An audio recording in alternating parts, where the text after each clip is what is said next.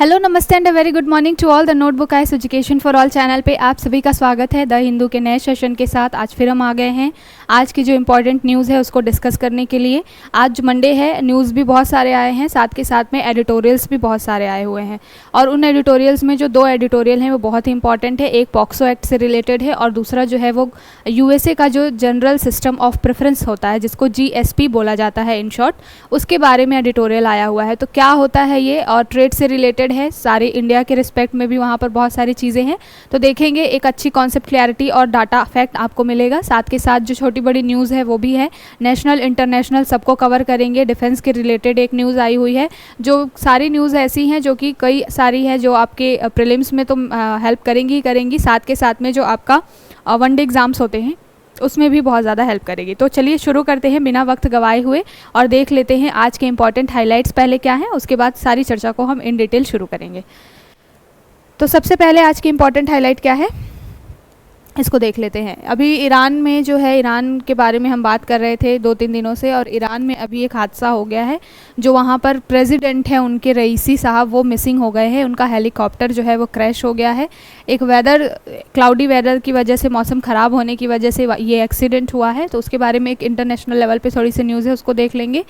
दूसरी न्यूज़ हमारी क्या है, with food scarce lion tailed macaque leave forest canopies. तो यहाँ पर बात की जा रही है जो वेस्टर्न घाट में हमारे यहाँ पे जो मकाऊ पाई जाती है उसके बारे में बात की जा रही है। बंदर की एक तरीके की प्रजाति है जो स्पेशली वेस्टर्न घाट्स में पाई जाती है, और अभी फूड की कमी की वजह से उनके साथ बहुत सारे डिफरेंट चैलेंजेस निकल के आ रहे हैं। तो क्या चैलेंजेस है उसके बारे में देखेंगे। साथ के साथ में ये एग्ज़ाम के लिहाज से बहुत इंपॉर्टेंट है, क्योंकि आपके एनवायरनमेंट का जो टॉपिक होता है वहाँ पर इसी तरीके से क्वेश्चन पूछे जाते हैं। स्पीसीज से क्वेश्चन होता है, रिवर सिस्टम से, सॉइल वगैरह, एनवायरनमेंट, क्लाइमेट, ये सारी चीज़ों से हमारे क्वेश्चन होते हैं। तो आज जो ये मकाऊ के बारे में आया है उसका IUCN स्टेटस वगैरह भी हम देख लेंगे। साथ के साथ में इनके क्या इश्यूज़ हैं उसके बारे में भी हम देखेंगे, ठीक है।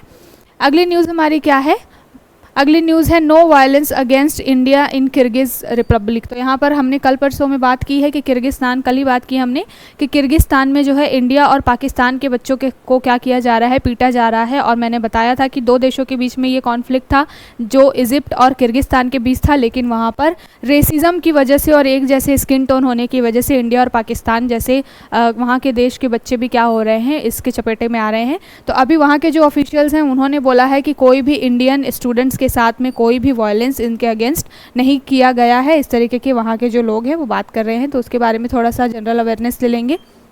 अगली न्यूज़ क्या है हमारी, trade ties with India was suspended due to heavy duties. तो ये पाकिस्तान ने अपनी तरफ से एक स्टेटमेंट जारी किया है, और पाकिस्तान की जो पार्लियामेंट थी वहाँ पर किसी अपोजिशन पार्टी की मिनिस्टर ने सारी चीज़ें पूछी थी कि पाकिस्तान की नेबरिंग कंट्री के साथ में ट्रेड रिलेटेड क्या चीज़ें हैं, क्या इशूज़ हैं, स्पेशली इंडिया के रिस्पेक्ट में बात थी। तो वहाँ से एक स्टेटमेंट निकल के आया है और इसमें बताया गया है कि इंडिया के साथ पाकिस्तान की जो ट्रेड है वो कम इसलिए हो रहे हैं क्योंकि इंडिया ने बहुत ज़्यादा हैवी ड्यूटी वगैरह लगा रखी है इनके इम्पोर्ट्स वगैरह पे। इसको लेकर के है ये इंटरनल मैटर, ये नहीं देखते कि ये हरकतें इस तरीके की करते हैं कि हमें क्या करना पड़ता है, इस तरीके की ट्रेड ड्यूटीज़ लगानी पड़ती हैं। बट ठीक है, इसके बारे में थोड़ा सा देख लेंगे पाकिस्तान का क्या कंसर्न है, वो क्या कह रहा है। अगली न्यूज़ क्या है, critical priority pathogens continue to pose threat WHO। तो WHO की अभी एक स्टडी निकल के आई है जिसमें बोला गया है कि जो पैथोजेंस होते हैं, पैथोजेंस क्या होते हैं, जो कि बॉडी में बहुत डिफरेंट डिजीज़ के लिए क्या होते हैं, एक तरीके से रिस्पॉन्सिबल होते हैं, या रोगजनक जिनको हिंदी में बोला जाता है। तो यहाँ पर बात की जा रही है क्रिटिकल प्रायोरिटी पैथोजेंस की। कुछ ऐसे साल्मोनेला टाइफी करके और कुछ और भी बहुत सारे पैथोजेंस है जो कि बॉडी में बहुत ज़्यादा क्या कर रहे हैं, नेगेटिव इम्पैक्ट डाल रहे हैं। उसके बारे में WHO की स्टडी आई है, इसके बारे में हम बात करेंगे। GS पेपर 3 में हेल्थ से रिलेटेड ये टॉपिक है आपका, उसको देखेंगे। अगली न्यूज़ क्या है, अगली ये एडिटोरियल है जो बात कर रही है माइनर गर्ल्स जो हैं उनके साथ में पॉक्सो से रिलेटेड क्या चीज़ें हैं, क्या इश्यूज़ हैं। हमारे पास में 2012 में हमने पॉक्सो लेकर के आया जो prevention of child sexual offence जो है उसके बारे में बात करता है। और यहाँ पर इस एडिटोरियल में बात किया गया है कि जो माइनर लड़कियाँ हैं 12 to 18 एज ग्रुप की जो लड़कियाँ हैं, जब उनके साथ में किस तरीके का ये सेक्सुअल अब्यूज़ होता है या फिर रेप वगैरह के केसेस आते हैं, कई बच्चियाँ होती हैं जो प्रेग्नेंट हो जाती हैं। तो इस पॉक्सो एक्ट में बहुत सारे ऐसे लूप होल हैं जिनकी वजह से इन बच्चियों का क्या होता है, जीवन पूरा बर्बाद हो जाता है। तो इनमें सुधार करने के लेकर के ये पूरा जो है एक एडिटोरियल बात कर रहा है। काफ़ी अच्छा एडिटोरियल है, उसमें फैक्ट के थ्रू और कमियां भी बताई गई है कि क्या कमियां हैं और किस तरीके से उसको सुधारा जा सकता है। तो इसको बहुत अच्छे से देखेंगे। अगली न्यूज़ हमारी क्या है, renew the generalize system of preference. तो इसके बारे में मैं बात कर रही थी, इसको शॉर्ट फॉर्म में कहा जाता है जीएसपी। यूएसए का एक तरीके का ये इनिशिएटिव है, बहुत पुराना इनिशिएटिव है। इसके बारे में बात की जा रही है कि इसमें अब किस तरीके से चेंज लाने की ज़रूरत है। तो ये एडिटोरियल बात करता है, साथ के साथ इंडिया के रिस्पेक्ट में बात की जा रही है कि इंडिया इससे किस तरीके से फ़ायदा उठा सकता है। तो देखेंगे इन डिटेल। बेसिकली ट्रेड और इकोनॉमी से रिलेटेड ये पूरा टॉपिक है, काफ़ी अच्छा टॉपिक है, इसके बारे में हम अच्छे से डिटेल में देखेंगे। अगली न्यूज़ हमारी क्या है, Indians for largest share of foreign student in Israel despite. तो यहाँ पर बोला गया है कि अभी इजराइल में इतना वॉर चल रहा है, इजराइल और फ़लस्तीन के बीच में, फिर भी अगर हम इजराइल और इंडिया के रिलेशन के बारे में बात करें तो वहाँ पर अभी डाटा निकल के आया है जिसमें बात किया गया है कि वॉर की वजह से जो भी चीज़ें चल रही हैं वहाँ पर, लेकिन इसका जो असर है वो स्टूडेंट्स पे नहीं पड़ रहा है। और अभी भी बहुत बड़े नंबर पे जो है इंडियन स्टूडेंट्स इजराइल में जा कर के वहाँ पर पढ़ाई कर रहे हैं। तो इसके बारे में डाटा निकल के आया है, इंडिया और इजराइल के रिलेशन के बारे में बात करता है ये। अगली न्यूज़ क्या है, monsoon set is over Nicobar के। तो अभी जो है गर्मियों को देखते हुए अभी आईएमडी ने अभी अपनी एक तरीके से सूचना जारी की है जिसमें उसने बताया है कि 31 मई से केरला में जो मानसून हिट कर देगा और फिर उसको 20 से 25 दिन, 15-20 दिन और उससे थोड़ा ज़्यादा लगता है बाकी पूरे इंडिया में स्प्रेड होने के लिए। तो मानसून आने वाला है, जल्द ही आएगा, ऐसी उम्मीद है, गर्मी से राहत मिलने लगेगी। आगे चलते हैं। अगली न्यूज़ क्या है, army gets 27,000 AK-20 rifles through joint venture. तो यहाँ पर बात की जा रही है AK-203 राइफल के बारे में। ये जो न्यूज़ है आपके वनडे एग्जाम से रिलेटेड हो सकती है क्योंकि ये दो देशों के बीच में, इंडिया के साथ साथ जो रशिया है उसके साथ हम कोलैबोरेट कर रहे हैं और ये इस तरीके का इनिशिएटिव है जिसमें लगभग हमको 6 लाख के करीब में जो राइफल्स हैं वो रशिया से लेने हैं। लेकिन इसमें चेंज क्या है, हम जिस तरीके से मेक इन इंडिया को प्रमोट कर रहे हैं उसको देखते हुए हमने ये सोचा है कि ये जो राइफल्स होंगे उसके पार्ट्स वगैरह जो है वो रशिया से आ जाएंगे, उसको असेंबल करने का काम हमारे इंडिया में होगा। और इंडिया में भी कहाँ पे, यूपी में। तो वनडे एग्जाम के लिहाज से या पीसीएस के लिहाज से एक टॉपिक जो है इंपॉर्टेंट है, इसको हम देख लेंगे। अगली न्यूज़ हमारी क्या है, SC to hear petition against new criminal law today. तो आज जो है वो सुप्रीम कोर्ट में सुनवाई होने वाली है। जो हमने हमारी 3 IPC, CRPC और बाकी जो साक्ष्य अधिनियम था उसमें हमने क्या किया, चेंजेस करके अभी जो नई 3 संहिताएँ बनाई हैं, भारतीय संहिता बनाई है, उन सारी चीज़ों के ऊपर आज जो है वो सुनवाई होने वाली है। और उसमें क्या कमियां हैं और क्या चीज़ें उसमें और ऐड ऑन की जा सकती है, इसके बारे में सुप्रीम कोर्ट में बात होने वाली है। तो फिर कल, आज जो जजमेंट आएगा उसके बारे में कल न्यूज़ आएगी, तो हम उसको इन डिटेल कल चर्चा करेंगे। तो ये है पूरे हाइलाइट्स जिसके ऊपर हमको आज क्या करना है, चर्चा करनी है। चलिए शुरू कर लेते हैं। सबसे पहले इंटरनेशनल लेवल पे ये न्यूज़ बहुत ही ज़्यादा चल रही है क्योंकि हाल ही में अभी इंडिया और ईरान के साथ में हमारे टाई अप हुआ है चाबहार पोर्ट को लेकर के। और अभी यहाँ पर न्यूज़ क्या निकल के आ रही है, न्यूज़ निकल के आ रही है कि जो हेलीकॉप्टर क्रैश हो गया है जिसमें ईरान के प्रेसिडेंट थे रईसी साहब और साथ के साथ में और भी बहुत सारे मिनिस्टर्स थे उनके साथ में, लेकिन अभी फ़िलहाल रईसी जी का कोई पता नहीं चल पा रहा है। और ये है हुआ इस वजह से है क्योंकि वेदर ख़राब होने की वजह से जो उनका एरोप्लेन है वो क्या हो गया था, हेलीकॉप्टर जो है वो क्या हो गया था, क्रैश हो गया था, जिसकी वजह से ये सारी चीज़ें निकल के आई हैं। तो एक इंटरनेशनल लेवल पे फ्रंट पेज पे छपी हुई न्यूज़ है, जनरल अवेयरनेस के लिए देख लेते हैं। ये जो अगली न्यूज़ है ये हमारे लिए बहुत इंपॉर्टेंट है। ये जो है टॉपिक आपका GS पेपर 3 से आप रिलेट कर सकते हैं। किसके बारे में बात की जा रही है, ये बात की जा रही है लॉयन टेल्ड मकाऊ के बारे में। ये जो है लॉयन टेल्ड मकाऊ, अगर आपको पिक्चर दिख रही हो, इनका ब्रॉड फेस होता है लॉयन की तरह, साथ के साथ इनकी पूँछें होती है बिल्कुल लॉयन की तरह। और ये क्या है, बंदर की एक तरीके की प्रजाति हैं जो स्पेशली कहाँ पर पाई जाती हैं, वेस्टर्न घाट्स में पाई जाती हैं। वेस्टर्न घाट्स यानी कि पश्चिमी घाट जो है हमारा जो दक्षिणी भारत है उसका जो वेस्टर्न घाट वाला एरिया है, पश्चिमी घाट जिसको बोला जाता है, वहाँ पर ये पाए जाते हैं। अभी इनको लेकर के इशू क्या निकल के आया है, बात की जा रही है with food scarce lion tailed macaques leaves forest canopies of the urban jungle. तो यहाँ पर बात की जा रही है कि हम इसके बारे में देखेंगे, IUCN स्टेटस क्या है, सारी चीज़ें देखेंगे। फिलहाल मुद्दा ये निकल के आ रहा है कि ये जो लोग हैं, ये जो मकाऊ हैं या मकॉक है, इनके साथ ये दिक्कत हो रही है कि फूड से रिलेटेड बहुत सारी उनको चैलेंजेस निकल के आ रहे हैं। इसकी वजह से क्या हो रहा है कि ये अर्बन एरियाज़ में, स्पेशली जो वेस्टर्न घाट के शहरों के किनारे ये बहुत ज़्यादा रह रहे हैं। जो आप देख लीजिए वेस्टर्न घाट जो है वो पूरा केरला, तमिलनाडु और कर्नाटक वाले एरिया में फैला हुआ है। और वहाँ पर भी ये मकॉक स्पेशली जो अर्बन एरियाज़ के आसपास में जो जंगल होते हैं वहाँ पे रहते हैं। और फूड की कमी की वजह से क्या होता है, जंगल अब कट रहे हैं, इनका जो हैबिटाट है वो ख़त्म हो रहा है। इस वजह से ये रोड्स पे आ जाते हैं और रोड्स पे आते हैं तो कई लोग लोग होते हैं, जैसे आपने देखा होगा कि राह चलते लोग केला खरीद के दे देते हैं या फिर कुछ भी खाना उनको दे देते हैं, जिसकी वजह से क्या हो रहा है, ये रोड के पास आते हैं और उनके बहुत ज़्यादा एक्सीडेंट हो रहे हैं, जिनकी वजह से इनकी जानें भी बहुत ज़्यादा जा रही हैं। तो इसको ध्यान में रखते हुए एक एडवाइजरी भी जारी की गई है इन साउथ के स्टेट्स में कि वहाँ पर क्या है, लोग जो है वो सड़कों पे इनको खाना वगैरह ना दें। साथ के साथ में इनके हैबिटाट से लेकर के एक कंसर्न निकल के आया है, जिसके ऊपर ध्यान देने के लिए गवर्नमेंट से बात की गई है। ठीक है, तो ये पूरा एडिटोरियल है जो न्यूज़ है, और इसके बारे में हमें जितना हमने ओवरव्यू लेना था ले लिया। हमारे लिए काम की चीज़ क्या है, इसके बारे में जानना कि इसका आयुष्यन स्टेटस क्या है और ये किस तरीके के टेम्परेट क्षेत्र में पाए जाते हैं या किस तरीके के वेदर वहाँ पर मिलती है।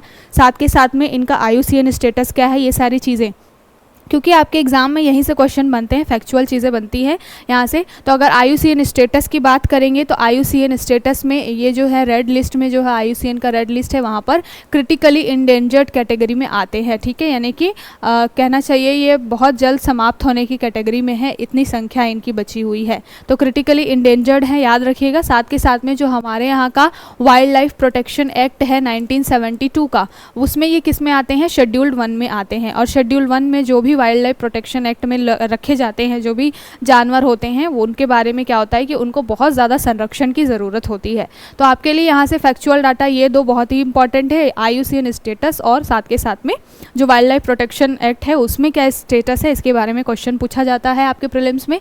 उसके बाद हम देख लेते हैं कि ये रहते कहाँ पर हैं। तो जो लंबी पूँछ वाले ये मकॉक है, इनको क्या, ये क्या है, केकड़ा खाने वाले मकॉक बोला जाता है इनको। और बेसिकली ये कहाँ पर पाए जाते हैं, ये पाए जाते हैं दक्षिण पूर्व एशिया के बहुत सारे देशों में पाए जाते हैं। ठीक है, हमारे यहाँ पे ये कहाँ पाए जाते हैं, ये पाए जाते हैं वेस्टर्न घाट्स में। ठीक है, आवास इनको कैसा चाहिए होता है, वेस्टर्न घाट में जनरली वर्षा अच्छी खासी होती है, वहाँ पर अच्छे घने जंगल भी हैं वहाँ पे। तो ये इनका आवास क्या होता है, वर्षा वनों में ये रहते हैं, मैंग्रोव वनों में भी रहते हैं, तटीय वनों में भी पाए जाते हैं और शहरी क्षेत्रों के आसपास भी ये बहुत ज़्यादा पाए जाते हैं। और अभी हमने सारा कंसर्न कहाँ पे देखा, शहरी क्षेत्रों में ही देखा, क्योंकि वो रोड पे आ रहे हैं, लोग उनको खाना दे रहे हैं और इसकी वजह से उनके एक्सीडेंट्स हो रहे हैं और बहुत सारी जानें जा रही हैं। ठीक है, तो ये जो है वर्षा वनों में, मैंग्रोव, तटीय सभी वनों में पाए जाते हैं, अच्छी वर्षा वाले घने जंगलों में ये मिलते हैं। उष्णकटिबंधीय वर्षा वनों में ये पाए जाते हैं। सबसे ज़्यादा वर्षा जो होती है वो उष्णकटिबंधीय एरियाज़ में ही होती है लगभग, तो वहाँ पर ये पाए जाते हैं उष्णकटिबंधीय वर्षा वनों में। इस तरीके के क्वेश्चन आपसे पूछे जाते हैं कि वो किस तरीके के वन में पाए जाते हैं, उनका IUCN स्टेटस क्या है, ये सारी चीज़ें। ठीक है, इसके बारे में इसीलिए हम डिस्कस कर रहे हैं। पहले ही मैंने बताया कि ये दक्षिण पूर्व एशिया में पाए जाते हैं हरे भरे वर्षा वनों में, साथ के साथ में मैंग्रोव और तटीय वनों में पाए जाते हैं। पर्वतीय क्षेत्रों में अगर आप देखेंगे तो ऐसे क्षेत्रों में पाए जाते हैं ये जहाँ पर बहुत अधिक ऊंचाई होती है। ठीक है, तो अधिक ऊंचाई वाले जो वन होते हैं वहाँ पर ये पाए जाते हैं अगर हम पर्वतीय क्षेत्रों की बात करें। साथ के साथ निचले इलाकों की तुलना में ठंडे तापमान की इनको ज़रूरत होती है, मतलब कि ठंडा टेम्परेचर चाहिए होता है, और पर्वतीय क्षेत्रों में ये अधिक ऊंचाई वाले एरियाज़ में पाए जाते हैं। ठीक है, तो ये है पूरा मकॉक के बारे में। इस तरीके के क्वेश्चन आपसे पूछे जाते हैं, कौन सी जलवायु में वो पाए जाते हैं, क्या उनका स्टेटस है, सारी चीज़ें। ठीक है, तो कोई भी न्यूज़ आती है उसको प्रीलिम्स को ध्यान में रखते हुए अभी हम बहुत तैयारी कर रहे हैं, क्योंकि आपका एग्जाम पास में आ रहा है, तो हर टॉपिक से आपका एक रिवीजन हो जाए और अगर कहीं से भी क्वेश्चन आपके एग्जाम में आए तो थोड़ा बहुत भी आपको जानकारी होगी तो आप एलिमिनेट करके आंसर तक पहुँच जाएंगे। अब चलते हैं, अगली बात क्या है, ये जो हमने कुछ दिन पहले डिस्कस किया था कि ये जो वोल्केनो एरप्शन हो रहा है, कहाँ पे हो रहा है, ये हो रहा है इंडोनेशिया में। तो अभी फिर से एक न्यूज़ निकल के आई है कि अभी यहाँ पर कंटिन्यूसली 4 से 5 किलोमीटर तक की ऊंची ऊंची लपटें उठ रही हैं, मतलब बहुत ज़्यादा इरप्शन यहाँ पर निकल के आ रहा है। और ये सारी चीज़ें हो क्यों रही हैं, क्योंकि इंडोनेशिया जो है वो पैसिफिक में रिंग ऑफ फायर वाले एरिया में आता है। उस दिन भी मैंने बताया था, रिंग ऑफ फायर ऐसा एरिया है पैसिफिक ओशन का जहाँ पर प्लेटें जो है धरती के अंदर वो बहुत ज़्यादा क्या कर रही है, मूवमेंट्स कर रही हैं, और मूवमेंट की वजह से क्या होता है, वहाँ पर प्लेटें आपस में इधर उधर खिसकती रहती हैं। इस वजह से जो है यहाँ पर वोल्केनो इरप्शन वगैरह बहुत ज़्यादा होता है। ठीक है, तो इस वजह से ये जो निकल के आया है अभी यहाँ पर दिखाई दे रहा है इस तरीके का कुछ नज़ारा कि मौसम ख़राब है तो लाइटनिंग इफेक्ट भी दिख रहा है, साथ के साथ वोल्केनो इरप्शन भी हो रहा है। तो माउंट इल्बू जो ये जगह है वहाँ पर ये हो रहा है। तो माउंट इल्बू के बारे में हो सकता है आपसे क्वेश्चन पूछा जाए, क्योंकि ये बहुत ज़्यादा ही इंपॉर्टेंट हो गया है। अभी काफ़ी दिनों से इसके अंदर क्या हो रहा है, एक तरीके से विस्फोट हो रहा है। ठीक है, तो माउंट इल्बू के बारे में याद रखिएगा, ये कहाँ का है, तो ये इंडोनेशिया का एक ज्वालामुखी पर्वत है। कहना चाहिए कि हाईएस्ट जो मोस्ट एक्टिव एक तरीके का जो ये वोल्केनो पर्वत है। साथ के साथ में इसमें मैंने बताया था जब उस दिन डिस्कस किया था कि 1 मिनट में ये बहुत मतलब हज़ारों की संख्या में इसमें क्या होता है, हज़ारों बार क्या होता है, वॉल्केनो इरप्शन होता है, ठीक है। और पूरे साल लगभग 21,000 बार इसमें इरप्शन हो चुका है। इसकी तरह के भी फैक्ट हमने बात की थी। तो कई बार जब भी आपसे क्वेश्चन बनता है तो क्या स्टेटमेंट अगर क्वेश्चन चेंज करना होता है यूपीएससी को, तो वो क्या कर देता है कि किसी भी एरिया के बारे में, किसी लोकेशन के बारे में मल्टीपल 2-3 स्टेटमेंट वाइज क्वेश्चन बना देगा उसको टफ करने के लिए। तो कोई भी हम प्लेस या फिर जो भी चीज़ें न्यूज़ में रहती हैं उसको हमको चारों तरफ से सभी एंगल से देखना होता है कि उसके आसपास की लोकेलिटी क्या है, वो कहाँ पर है, कौन से कंट्री से वहाँ पर उसका रिलेशन है और क्या उसमें स्पेशलिटी क्या है जिसकी वजह से सारी चीज़ें हो रही हैं, ठीक है।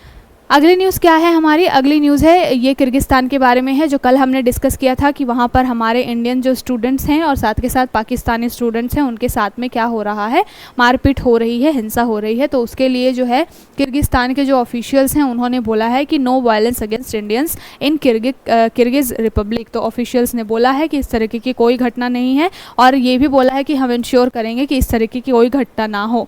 जो किर्गिस्तान है वहाँ पर लगभग अभी 17,000 स्टूडेंट्स रहते हैं और 17,000 स्टूडेंट्स और बिजनेसमैन मिला करके ये बेसिकली स्टूडेंट्स जो हैं वो मेडिकल की पढ़ाई करने के लिए गए हुए हैं इस तरीके के। तो एक बहुत बड़ा हमारा तबका जो है वो वहाँ पर रहता है और उनका सिक्योरिटी को ध्यान में रखना हमारी जिम्मेदारी है। फिलहाल किर्गिस्तान और इंडिया के रिलेशन ख़राब ना हो इसलिए किर्गिस्तान भी ये इंश्योर कर रहा है कि इंडिया के जो स्टूडेंट्स हैं उनके साथ में कोई भी दुर्व्यवहार नहीं किया जाएगा, ठीक है। तो इससे रिलेटेड एक छोटी न्यूज़ है। अब किर्गिस्तान की कैपिटल, मैंने बताया था कि किर्गिस्तान की कैपिटल क्या है, तो किर्गिस्तान की कैपिटल है बिस्केक। याद रखिएगा, कई बारी मैच द फॉलोइंग में कंट्री विथ कैपिटल उसका पूछा लिया जाता है। तो बिस्केक जो है वो किर्गिस्तान की कैपिटल है। कल मैंने मैप के थ्रू दिखाया था कि उसके आसपास की नेबरिंग कंट्रीज़ कौन है। बेसिकली जो हमारा सेंट्रल एशियन पार्ट है वहाँ पर ये पाए जाते हैं, जो कि उज्बेकिस्तान, पाकिस्तान वगैरह से, चाइना से अपनी सीमा साझा करते हैं, ठीक है। तो कल हम इसको डिस्कस कर चुके हैं। अगली न्यूज़ हमारी क्या है, अगली न्यूज़ पाकिस्तान की तरफ से आ रही है निकल करके। पाकिस्तान और इंडिया के रिलेशन के ऊपर बात हो रही है।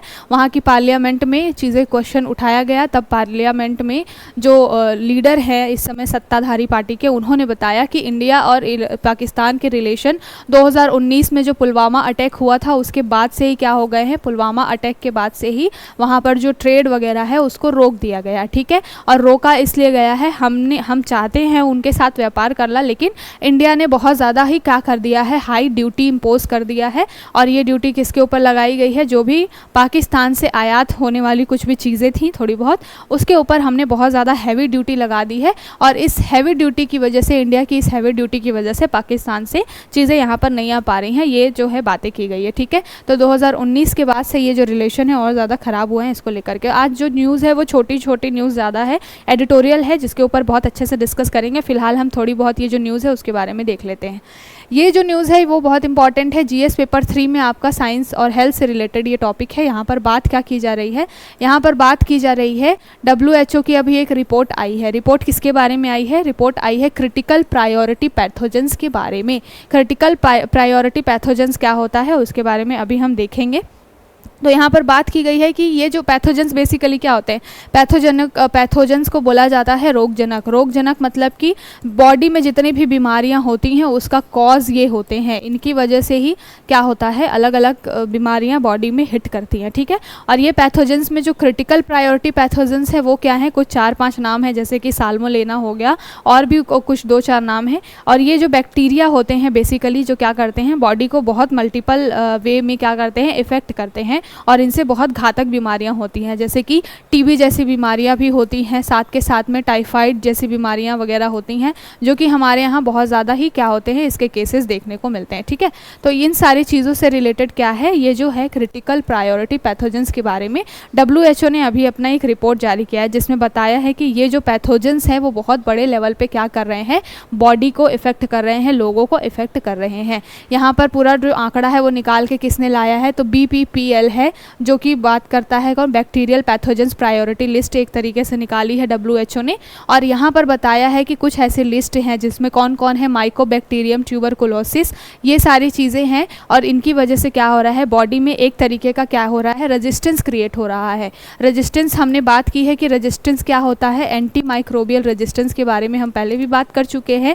एंटी माइक्रोबियल रेजिस्टेंस यानी कि AMR, ये किसकी वजह से हो रहा है, इन्हीं पैथोजेंस की वजह से बॉडी में आ रहा है। है। क्या होता है एंटी माइक्रोबियल रेजिस्टेंस? यहाँ पर चीज़ें होती हैं कि जब हमारी बॉडी में हम बहुत लंबे समय तक एंटीबैक्टीरियल जो दवाइयाँ लेते रहते हैं ना, जब भी कोई भी छोटी बड़ी हमको बुखार वगैरह, सर्दी जुकाम जैसी चीज़ें होती हैं और हम उसके लिए क्या कर लेते हैं, मेडिकल से जा कर के छोटी बड़ी थोड़ा बहुत सर्दी जुकाम हुआ, हमने क्या कर लिया, मेडिसिन ले लिया। वो क्या होते हैं, बेसिकली एंटीबायोटिक्स होते हैं। अगर 2 दिन 3 दिन की खुराक मिलती है हमें, तो हम क्या करते हैं, हम 1 दिन या 1-1.5 दिन का डोज ले लेते हैं, हमें ठीक लगने लगता है, हम वो डोज छोड़ देते हैं। फिर से कुछ टाइम के बाद बीमारी हिट करती है, फिर से हम ऐसी तरीके की एंटीबायोटिक्स वगैरह लेते हैं। इनकी वजह से हमारी बॉडी में क्या होता है, एक रेजिस्टेंस क्रिएट हो जाता है, और वो रेजिस्टेंस फिर क्या कारण बन जाता है, भविष्य में अगर कोई बड़ी बीमारी होती है तो फिर हमारे ऊपर दवाइयों का असर होना कम हो जाता है। इसी को कहते हैं एंटी माइक्रोबियल रेजिस्टेंस। ठीक है, तो ये जो पैथोजेंस है, अभी WHO की रिपोर्ट निकल के आई है जिसमें इन क्रिटिकल जो प्रायोरिटी पैथोजेंस हैं, इनकी वजह से क्या हो रहा है, बॉडी में एक तरीके का जो है AMR जो है वो क्रिएट हो रहा है, यानी कि एंटी माइक्रोबियल रेजिस्टेंस क्रिएट हो रहा है। और जो ये सारे बैक्टीरिया है, जैसे कि TB वगैरह, हमने कई बारी बात की हुई है कि बहुत ज़्यादा बड़े लेवल पे बॉडी को ये क्या करते हैं, हिट करते हैं, इफ़ेक्ट करते हैं। और इस AMR की वजह से अगर हम TB की दवाइयाँ दे भी रहे हैं लोगों को, तो क्या हो रहा है, लोगों के ऊपर में उसका अच्छा एक हेल्थ बेनिफिट उनको नहीं मिल पा रहा है। तो इसके बारे में ये सारा जो है बात की गई है। याद रखिएगा किसने बात बोली है, ये WHO की। तो ये जो आंकड़े हैं, इस तरीके की चीज़ें हैं, आपको क्या करनी होती हैं, अपने आंसर में लिखनी होती हैं कि WHO की ऐसे रिपोर्ट निकल के आई है। अगर हेल्थ के ऊपर में बात आती है कि क्या चैलेंजेस हैं और किस तरीके से उसको ठीक किया जा सकता है, तो आप वहाँ पर एक आंकड़ा दे सकते हैं कि WHO की according to the WHO report यहाँ पर ये सारी चीज़ें चल रही हैं, और हमारे यहाँ पे एंटी माइक्रोबियल रेजिस्टेंस क्रिएट होने का एक बहुत बड़ा कारण दवाइयाँ तो है ही, गलत तरीके से हम मेडिसिन ले रहे हैं, साथ के साथ पैथोजेंस भी हैं जो कि पाए जाते हैं आसपास और हमारी बॉडी में। ठीक है, कुछ पैथोजेंस के यहाँ पर भी नाम दिए गए हैं जो कि बहुत ही एक तरीके से टफ है। जैसे कि मैंने बात की थी साल्मोनेला के बारे में, साल्मोनेला टाइफी, जो कि टाइफाइड के लिए जो एक बैक्टीरिया होता है वो है। साथ के साथ स्टेफाइलोकोकस, इसका तरीके से बहुत सारे बड़े बड़े नाम हैं, आप देख लीजिएगा, उसको गूगल में जा कर के सर्च कर लीजिएगा क्रिटिकल प्रायोरिटी पैथोजेंस के बारे में। ठीक है, कुछ 6-7 आपको पैथोजेंस की लिस्ट आएगी और उसको आप एक बारी गो थ्रू हो जाइएगा,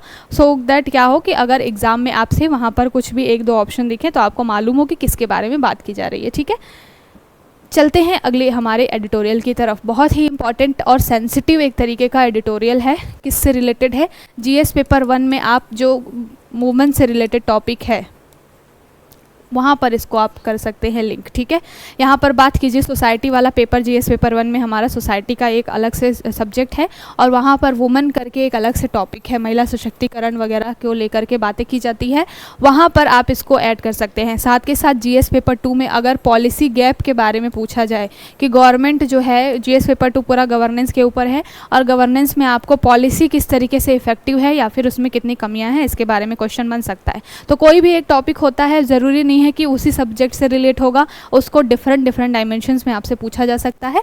फिलहाल यहाँ क्या बात की जा रही है, यहाँ पर जो बात की जा रही है, a minor girl victim support scheme that loses it वे।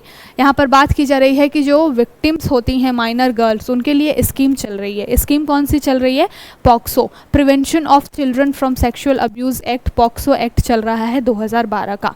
2012 में जब गवर्नमेंट ने ये एक्ट बनाया था तब उसमें बहुत सारी चीज़ें थी और देख करके ऐसा लगा था कि अब जो है बच्चों के साथ में स्पेशली जो ये सारी चीज़ें गलत हरकतें, सेक्सुअल अब्यूज़ वगैरह, रेप वगैरह होता है, वो रुक जाएगा और उसमें अब कमी आएगी। इस तरीके से सोच करके ये पॉक्सो एक्ट बनाया गया था, कब, 2012 में।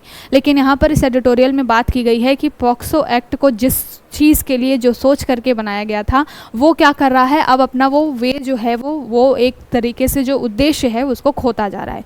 बात क्या की गई है, यहाँ पर बहुत सारे जो है बहुत इश्यूज़ बताए गए हैं। जैसे कि यहाँ पर बात की गई है कि जो पॉक्सो एक्ट है उसमें 12 to 18 ईयर ओल्ड की जो माइनर गर्ल है, 12 to 18 ईयर के बीच में अगर कोई माइनर गर्ल है, उसके साथ में अगर रेप के कोई केसेस होते हैं और वहाँ पर बच्ची जो है वो क्या हो जाती है, अगर मान लो प्रेग्नेंट हो जाती है, तो उसके बाद में उसको किस तरीके से वापस से मुख्य धारा में लेकर के आना है, मेन स्ट्रीम में लेकर के आना है समाज के, इसको लेकर के पॉक्सो बहुत ज़्यादा सेंसिटिव नहीं है। ये इस एडिटोरियल में बात की गई है। मुद्दा क्या बताया गया है? मुद्दा ये बताया गया है, बहुत सारे इश्यूज़ है पहली बात तो, साथ के साथ इसमें बोला गया है कि पॉक्सो में केवल और केवल एक गर्ल के बारे में ही बात नहीं की जानी चाहिए। वहाँ पर जो अक्यूज़ हैं, जो विक्टिम हैं और अक्यूज़ हैं, वो भी मल्टीपल सेक्टर के हो सकते हैं, डिफरेंट जेंडर्स के होते हैं। जो विक्टिम्स होते हैं उसमें महिलाएँ, बच्चियाँ और साथ के साथ में बच्चे भी होते हैं, पुरुष भी होते हैं, ठीक है। इस तरीके की, मतलब जो 12 to 18 एज ग्रुप के अंडर के हैं, मैं उनकी बात कर रही हूँ, ठीक है। तो इसके बारे में बोला गया है कि पहली बात तो कि इस एक्ट को एक होलिस्टिक अप्रोच लेकर के चलना चाहिए। केवल और केवल एक जेंडर के बारे में बात ना करके बहुत मल्टीपल जेंडर, हमारे यहाँ पे अभी तो ट्रांसजेंडर्स वगैरह भी हैं, वो अगर बच्चे 12 to 18 एज के हैं तो उनके बारे में भी इस सारी चीज़ों को क्या करना चाहिए, इस एक्ट में मेंशन करना चाहिए। पहला लूप होल तो यहाँ पर है। दूसरी बात की गई है कि जब ये बच्चियाँ सफ़र करती हैं इन चीज़ों से, मान लीजिए 12 से 18 साल एज ग्रुप की जो बच्चियाँ हैं, अगर उनके साथ रेप होता है और अगर वो प्रेग्नेंट हो जाती हैं, तो कई तो ऐसे मामले निकल के आते हैं जहां पर क्या किया जाता है कि बच्चियों को एक तरीके से सेटलमेंट कराने की कोशिश की जाती है। वो बच्चियां जो कि अभी बिलो 18 हैं, उनको नहीं समझ है कि सामने वाले व्यक्ति के साथ उनको जीवन बिताना है, और वो सेटलमेंट के लिए तैयार हो जाती हैं, या फिर उनको फोर्स किया जाता है। क्यों? क्योंकि वो प्रेग्नेंट हो चुकी होती हैं। और बहुत सारे लूप होल हमारे पॉक्सो एक्ट में है, इस वजह से भी सही तरीके से ट्रीट नहीं किया जाता है। तो इसके बारे में बात की गई है कि सेटलमेंट वाला एक ऑप्शन नहीं होना चाहिए। अगर कोई अक्यूज़ है जिसने क्राइम किया है तो उसको उस तरीके से सज़ा मिलनी चाहिए। साथ के साथ में बच्चियों के साथ अगर इस तरह की कोई चीज़ हो रही है तो उसको किस तरीके से ट्रीट करना है, उसके डिफरेंट वेज़ होने चाहिए, ठीक। तीसरी बात यहाँ पर बोली गई है, पॉक्सो एक्ट का सेक्शन 4 और सेक्शन 6 में कुछ कमियाँ हैं जिसके बारे में बात की गई है। यहाँ पर मैटर क्या है कि जब किसी बच्ची के साथ में इस तरीके के केसेस होते हैं, सेक्सुअल अब्यूज़ के या फिर रेप के केसेस होते हैं, तो पहले जा कर के फर्स्ट 24 से 48 घंटे के अंदर क्या किया जाता है, साइंटिफिकली या फिर मेडिकली उसको चेक किया जाता है, एक तरीके से इंस्पेक्शन किया जाता है कि बच्ची के साथ में वाकई में चीज़ें हुई हैं या नहीं हुई हैं। तो वहाँ पर बोला गया है कि ये जो पॉक्सो एक्ट है वो इतना इनसेंसिटिव बनाया गया है। इसमें जब कोई बच्ची है जो कि 12 to 18 एज ग्रुप की है और अगर के साथ कुछ इस तरीके की मिस हैपनिंग हो गई है, कोई दुर्घटना हो गई है, और अगर वो जा रही है मेडिकल एक तरीके से इंस्पेक्शन के लिए, तो बच्चियों के साथ कोई भी पेरेंट नहीं जाता है, मतलब बच्चियां जो है वो अकेले ही जाती हैं वहाँ पर। तो सोच लीजिए कि अगर 12 to 18 एज ग्रुप की बच्ची जिसके साथ में इतनी चीज़ें हो गई हैं और अगर वो मेडिकल जो एक तरीके से इंस्पेक्शन के लिए जा रही है, तो वहाँ पर एक जो है ऑफिसर होता है। वहाँ पर बात की गई है कि ऑफिसर की जगह बच्ची के पेरेंट्स में से कोई होना चाहिए, सो दैट उसको क्या हो सके, एक तरीके से मेंटल सपोर्ट मिल सके। ऑलरेडी वो बहुत सारी चीज़ों से गो थ्रू हो रही है, इतनी कम एज में कई बच्चियों को नहीं अंदाज़ा होता कि उनके साथ में क्या हो रहा है। और वहाँ पर भी पॉक्सो एक्ट में इतनी इनसेंसिटिव चीज़ें बना दी गई हैं कि जब भी वो मेडिकल इंस्पेक्शन के लिए जा रही हैं तो पेरेंट्स में से कोई भी साथ में नहीं जा रहा है, उसके जगह पे कोई एक अधिकारी जा रहा है, कोई एक आपने ऑफिसर बिठा रखा है वो जा रहा है, ठीक है। साथ के साथ में और भी बहुत सारी चीज़ें बोली गई हैं, जैसे कि कई बच्चियाँ ऐसी होती हैं जिनकी प्रेगनेंसी जो होती है वो बहुत टाइम की हो जाती है। अभी हमारे यहाँ पर क्या रूल बना हुआ है कि अगर 26 सप्ताह तक की प्रेगनेंसी है तो उसको टर्मिनेट किया जा सकता है अकॉर्डिंग टू किसके, सुप्रीम कोर्ट की जजमेंट के हिसाब से, ठीक है। लेकिन यहाँ पर क्या होता है कि कई बारी ऐसा होता है कि बच्चियाँ होती हैं, उनको नहीं मालूम होता है कि बहुत कम एज में वो होती हैं, उनको नहीं मालूम होता है कि उनके साथ कई बारी इस तरीके की गलत हरकतें हो गई हैं, वो घर पे नहीं बता पाती हैं या उनको अंदाज़ा नहीं होता है, और कई बारी उनको मालूम नहीं चलता है कि वो प्रेगनेंसी के उस फेज़ में है और वो जो 26 हफ्ता यानी कि ये जो 26 वीक वाला जो टाइम है वो भी एक्सीड कर जाती हैं। उस टाइम के बाद अगर मिसकैरेज वगैरह कराया जाए या फिर अबॉर्शन कराया जाए तो उसको लेकर के क्या रूल्स पॉलिसी होनी चाहिए, इसके बारे में भी एक क्लियर कट चीज़ें मेंशन नहीं है। तो वहाँ पर बहुत सारे पॉक्सो एक्ट में लूप होल बताए गए हैं और इसको ठीक करने के लिए बहुत सारी चीज़ें बताई गई हैं। जो भी प्रॉब्लम्स हैं उसका सॉल्यूशन किस तरीके से निकालना है इसके ऊपर सोचने की बात की गई है, ठीक है। तो बहुत सारी कमियां हैं इसके अंदर में, इसको देखने की बात की गई है। साथ के साथ में कारा एक एजेंसी है। कारा क्या करती है, कारा का फुल फॉर्म क्या है, सेंट्रल अडॉप्शन रिसोर्स अथॉरिटी।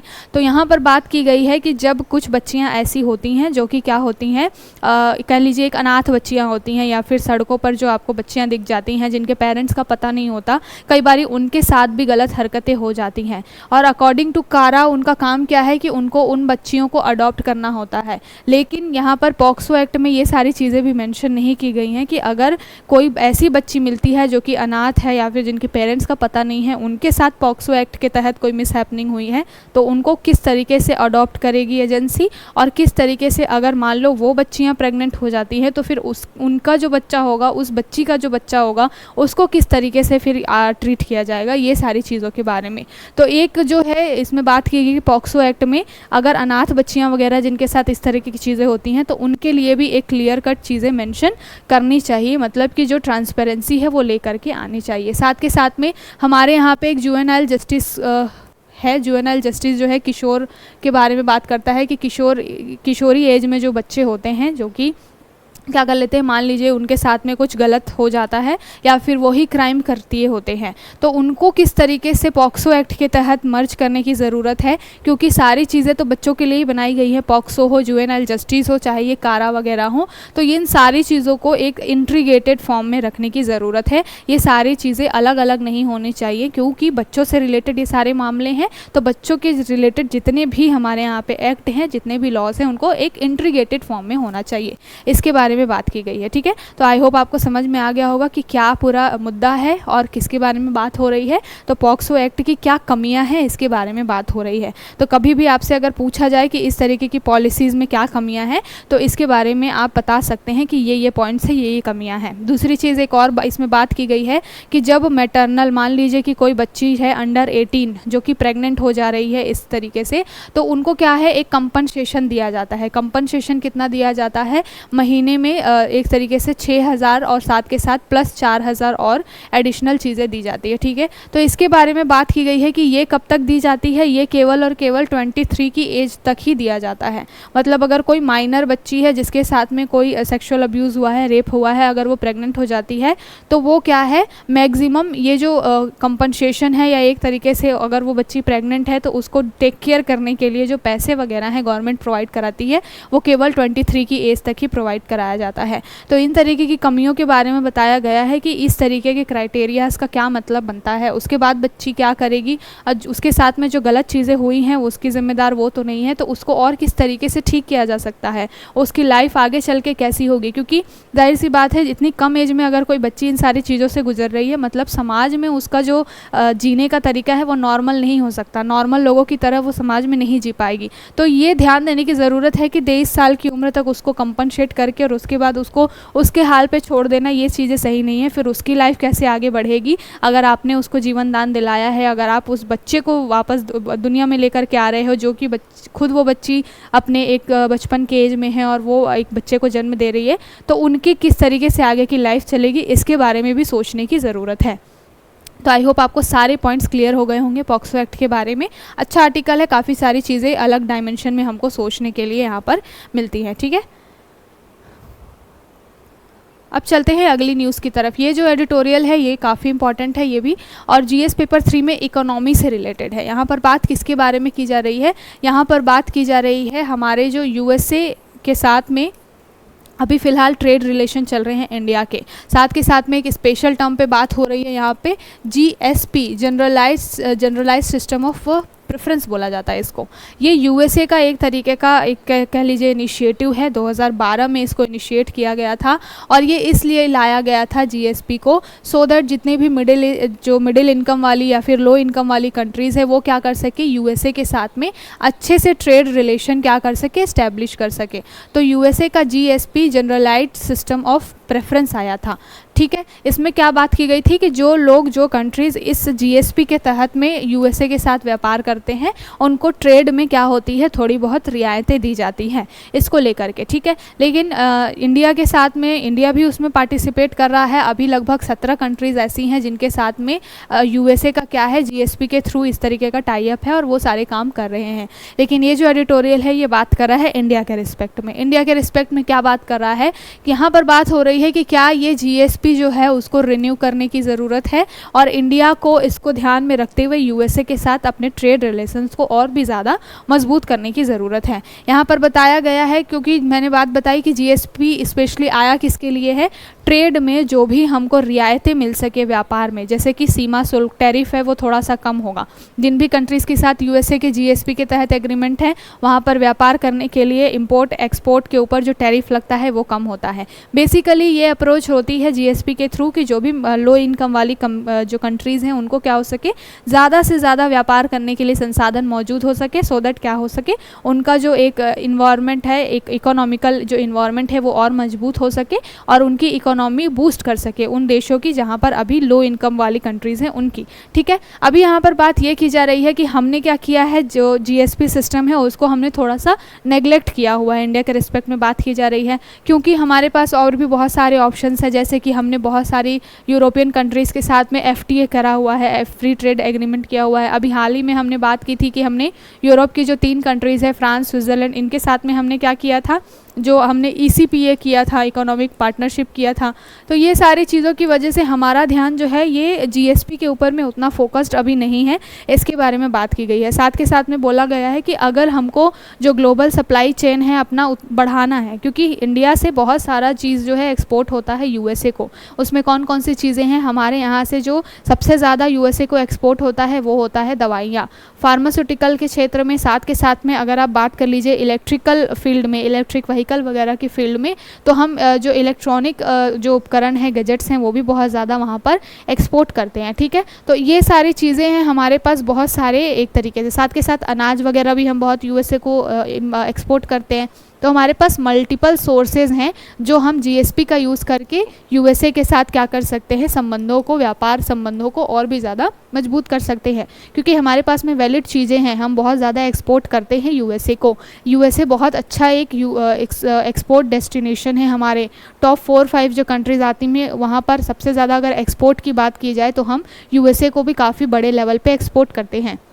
तो ये जो पूरा एडिटोरियल है वो इसी बारे में बात कर रहा है कि हमको जीएसपी के ऊपर में ध्यान देने की ज़रूरत है और यूएस इंडिया स्ट्रेटेजिक पार्टनरशिप बिठाने की ज़रूरत है। ठीक है, सो दैट क्या हो सके, इंडिया जो है और ज़्यादा से ज़्यादा एक ऑप्शन बन सके व्यापार करने के लिए। अभी चाइना के साथ यूएसए के जो डिस्प्यूट चल रहे हैं उसकी वजह से डेफिनेटली चाइना से तो बहुत सारी चीज़ें अब यूएसए में आएंगी नहीं, तो उसका अल्टरनेट हमारा इंडिया ही होगा। इसलिए ध्यान इसमें बात की जा रही है कि जीएसपी के ऊपर में हमको ध्यान देने की ज़रूरत है। साथ के साथ में एफटीए नेगोशिएशन वगैरह है, वो सारी चीज़ें ठीक हैं, बट हमको क्या करना पड़ेगा, जीएसपी के थ्रू भी ध्यान देना पड़ेगा। क्यों ध्यान देना पड़ेगा, क्योंकि जीएसपी में जो कंट्रीज़ हैं उसमें यूरोप की भी कुछ कंट्रीज़ हैं, ऑस्ट्रेलिया के साथ भी जीएसपी वगैरह यूएसए ने कर रखा है। तो अगर हम एक यूएसए के साथ में जीएसपी के अंदर एनरोल हो जाते हैं तो और भी बहुत सारी जो कंट्रीज़ हैं, यूरोपियन कंट्रीज़ है चाहे और भी कंट्रीज़ है, उनके साथ भी हमारा क्या हो सकता है, एक लिंक बैठ सकता है इकोनॉमी से रिलेटेड, ट्रेड से रिलेटेड। इसके बारे में बात की गई है इसमें। ठीक है, तो आई होप आपको समझ में आया होगा क्या मुद्दा है। चलते हैं आगे। आगे क्या बात की जा रही है, ये इंडिया इजराइल रिलेशन के बारे में बात की जा रही है। यहाँ पर बेसिकली फैक्ट बेस्ड ये जो बात है, बात क्या की जा रही है, India from largest share of foreign students in Israel. तो लगभग बात की गई है कि अगर हम 2021 से लेकर के अभी तक 2023 के आंकड़े देखते हैं तो अभी इंडिया से लगभग कितने इजराइल में हैं, लगभग आपको दिखाई देंगे कि 13.14 लाख टोटल लोग जो है अभी विदेशों में रह रहे हैं और उसमें अच्छा खासा परसेंटेज इजराइल में है। ठीक है, लगभग यहाँ पर बात की गई है कि अगर 2022 में था तो ये कोविड वगैरह की चीज़ें थी, नई हमने कोविड से हम निकल के आए थे और फिर से बहुत सारे बच्चे जो बाहर रह रहे थे वो कोविड के टाइम पे घर पे आ गए थे, और जैसे ही कोविड वाला चीज़ थोड़ा सा नॉर्मलाइज हुआ तो फिर से जो हमारे यहाँ से माइग्रेशन स्टार्ट हुआ और बहुत सारे लोग जो हैं इंडिया के जो स्टूडेंट्स थे वो वापस से अपने जहाँ पर वो पढ़ाई कर रहे थे उन कंट्रीज़ में गए हैं। तो यहाँ पर बात आंकड़ों के थ्रू की जा रही है कि लगभग 1218 बच्चे 2022 में गए, उसके बाद वो बढ़ा आंकड़ा 2022-23 के बाद में वो 1600 के करीब में पहुंचा और अभी लगभग हज़ारों की संख्या में जो है इजराइल में हमारे इंडियन स्टूडेंट्स रह रहे हैं। तो इजराइल और इंडिया के रिस्पेक्ट में अगर बात की जाए तो ट्रेड से रिलेटेड, डिफेंस से रिलेटेड हमारा तो एक तरीके से कोलैबोरेशन है ही, साथ के साथ में इस तरीके से भी है कि हमारे यहाँ के बहुत सारे स्टूडेंट्स वगैरह हैं जो कि वहाँ पर जा कर के क्या करते हैं, स्टडी कर रहे हैं। तो बहुत सारे डिफरेंट जो एक तरीके से हित है इजराइल के साथ वो हमारे जुड़े हुए हैं। इसके बारे में ये पूरा बात कर रहा है कि किस तरीके से आंकड़े हैं बहुत ज़्यादा, इसलिए हम इसको डिस्कस नहीं कर रहे हैं, सिर्फ नंबर के ऊपर भी बात की गई है। अगली न्यूज़ हमारी क्या है, मॉनसून के बारे में है। मॉनसून कहाँ पर हिट करने वाला है, केरला में, ये आने वाला है 31 मई को। तो हमारे लिए मॉनसून कब आ रहा है, ये इससे ज़्यादा इंपॉर्टेंट है कि मॉनसून इंडिया में आता कैसे है, ठीक है। तो यहाँ पर हमारे यहाँ पे जो मॉनसून आता है, सबसे पहली बात तो वो कहाँ से आता है, दक्षिण पश्चिम की तरफ से आता है। तो मैप के थ्रू समझिए, जो अरेबियन सी है, इंडियन ओशन और अरेबियन सी के आसपास जो आपको दिख रहा है यहाँ पर, जब प्रेशर क्रिएट होता है उसकी वजह से हमारे यहाँ पे मानसून आता है। बहुत सारे फैक्टर्स काम करते हैं। आपने ज्योग्राफी में पढ़ा होगा कि यहाँ पर एक ITCZ होता है। ITCZ होता है जब यहाँ पर लो प्रेशर बनता है तो ये ITCZ खसक के कहा जाता है, नीचे की तरफ आ जाता है और यहाँ पर एक तरीके से एक प्रेशर क्रिएट होता है। फिर वो प्रेशर क्या होता है, यहाँ पर समुद्र में जो गर्म हवाएँ होती हैं, जल धाराएँ होती हैं, वाष्प के रूप में अपनी तरफ को खींचता है और इसी की वजह से क्या होता है, इंडिया में साउथ वेस्ट मानसून आता है। ज्योग्राफी का टर्म है। ज्योग्राफी में आप अगर देखेंगे 11th क्लास की NCERT में तो आपको यहाँ पर सारी चीज़ें मिलेंगी। तो जा करके रिवाइज कर लीजिएगा कि किस तरीके से मानसून वगैरह आता है। उसके बाद में जून के फर्स्ट में लगभग ये हमारे इंडिया में साउदर्न पार्ट में पहुँचता है। यहाँ पर क्वेश्चन कैसे बनते हैं कि मानसून जब आता है तब सबसे ज़्यादा बारिश कहाँ पे होती है, केरल के थ्रू ही वो हमारे इंडिया में प्रवेश करता है, ठीक है। तो मानसून जब आता है हमारे यहाँ पे तो सबसे ज़्यादा बारिश होती है केरला में। जब लेकिन मानसून लौटता होता है तो सबसे ज़्यादा बारिश कहाँ पे कराता है, ये क्वेश्चन पूछा जाता है। तो लौटता हुआ मानसून सबसे ज़्यादा बारिश कराता है तमिलनाडु में, ठीक है। और जब तमिलनाडु में बारिश होती है तो वो क्यों होती है, क्योंकि यहाँ से बे ऑफ बंगाल यानी कि बंगाल की खाड़ी से जो हवाएं आती हैं, जो नॉर्थ ईस्टर्न हवाएं होती हैं, वो जब नीचे आती हैं तब यहाँ पर तमिलनाडु में बारिश होती है। लेकिन अगर आप मानसून आने के समय में बात करेंगे तो केरला में बारिश होती है और किसकी वजह से होती है, साउथ वेस्टर्न जो ये दक्षिण पश्चिम मानसूनी हवाएं होती हैं उनसे बारिश होती है, ठीक। और जब ये इनिशियली जब जून के फर्स्ट वीक तक केरला में पहुँचती है उसके बाद 15 से 20 दिन लगते हैं उनको उत्तर भारत के एरियाज़ में पहुंचने के लिए। तो यहाँ पर आपको दिखाई देगा कि जून 15 तक क्या होता है, वो लगभग उत्तर भारत में पहुंच जाता है और उसके बाद में धीरे धीरे पूरे ऑल ओवर जो इंडिया है वहाँ पर स्प्रेड होता है और फिर धीरे धीरे जा कर के जैसे जैसे वो ऊपर जाता है, डेजर्ट वाला जो एरिया है हमारा राजस्थान वगैरह, उधर जा कर के वो थोड़ा सा कमज़ोर पड़ने लगता है और फिर वहाँ पर समाप्त होता है। वापस से जब लौटता हुआ मानसून आता है तब वहाँ पर क्या होता है, यहाँ से जो वेस्टर्न डिस्टर्बेंस होता है उसकी वजह से हवाएं उनको मिलती हैं, साथ के साथ में बे ऑफ बंगाल से हवाएं मिलती हैं